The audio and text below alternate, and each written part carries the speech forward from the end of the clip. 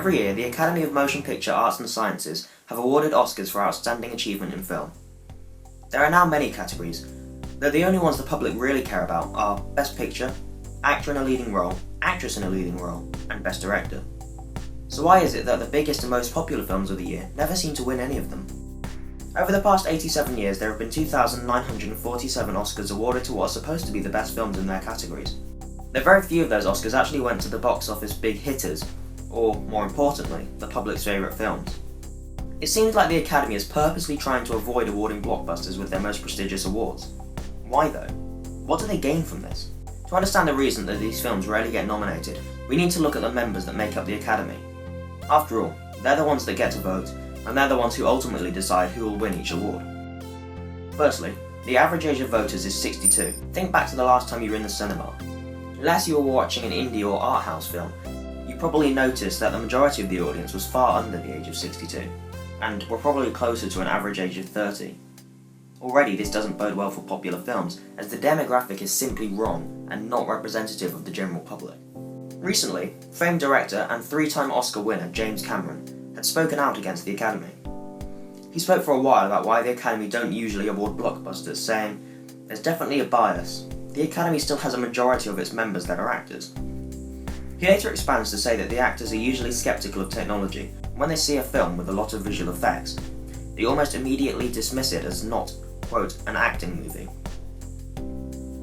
Though this may not be strictly true, Cameron certainly raises a point. The Academy is mostly made up of actors.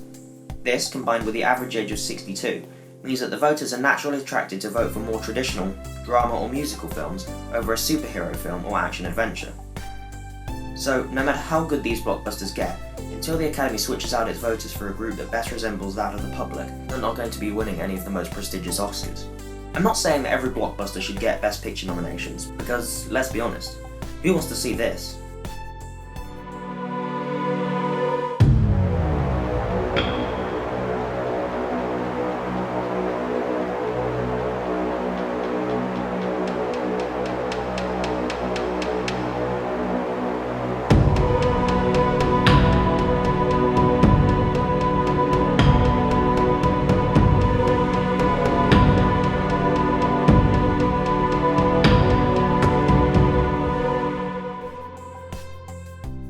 Anyway, what I am saying is that the Academy shouldn't purposely vote for other films just to ensure that blockbusters don't get nominated.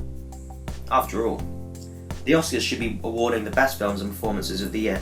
And that's another thing. The Oscars like to tell the public what are the good films.